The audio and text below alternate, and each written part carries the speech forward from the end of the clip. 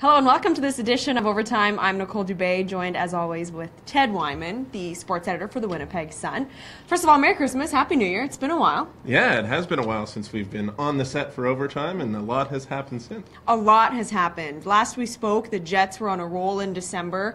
2012's upon us, and wow, we're seeing a different team. Not a great start to 2012 for the Jets. Yeah, Nicole, really a terrible start to 2012 for the Jets, and a concerning one as well, because this is a team that when they were with the Atlanta Thrashers a year ago had one of the best records in the NHL before Christmas. After Christmas, they went into a complete nosedive. They only won 6 games in regulation in the second half of the season. A lot of players who were having good seasons went right down into the tank, and obviously you can't help but draw those comparisons to this team that has gone 2-6 to start 2012. They have been pretty bad on the road. They did get one. They have got a couple of wins on the road. That's one positive. They got a win in Buffalo and a 2-0 win in Ottawa. But no, they just haven't looked the same as they did in December. And obviously people are going to get a little bit concerned that this is the same group of players as last year. Certainly I'm worried. Fans are worried. How much of a factor are injuries playing into all of this? Huge factor, I think. The loss of Dustin Byfuglien on the blue line has been it's been felt in a much bigger fashion than people would have expected. I agree. I think because people maybe didn't recognize just how good he is back there. He's such a good skater. He's got such a good shot. He drives so much of this team's offense from the blue line. And, he's a big presence defensively. Not always the best defensive player, but he's still a big presence back there. Then it was compounded when Zach Bogosian went down, and he's been nothing but a steady defenseman, both offensively and defensively for the Jets this season. That has really hurt them. And then the last couple of games, they had to play without their leading scorer, Blake Wheeler. And that's a lot of size. That's a lot of offensive skill. Yeah. And your team is going to have to win with absolute shutdown defense if you don't have those guys in the lineup.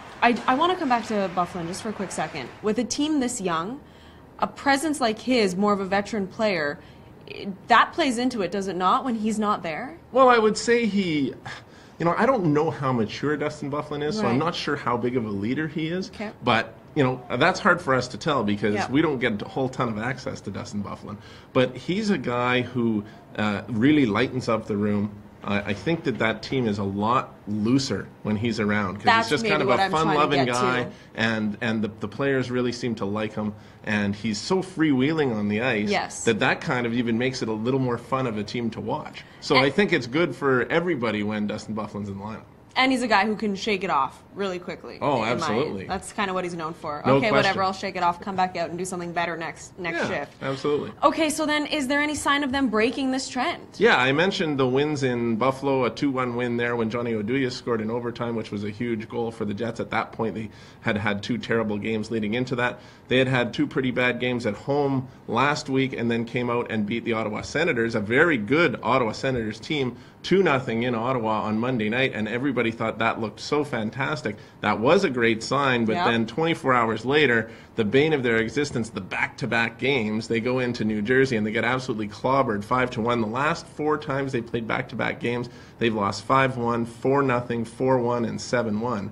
They're not only not playing well, they're not even competitive in those games, and that is probably going to kill them when it comes to playoff time because they just, if you lose all those games, that's going to be 13 games this season. Playoff teams can win back-to-back games. Well, you're going to have to. If you get into the playoffs, you're going to play in a 7-game series. They don't often play those games back-to-back, but they're all condensed into a short period of time. You got to be a good team every night if you're going to be a good playoff team.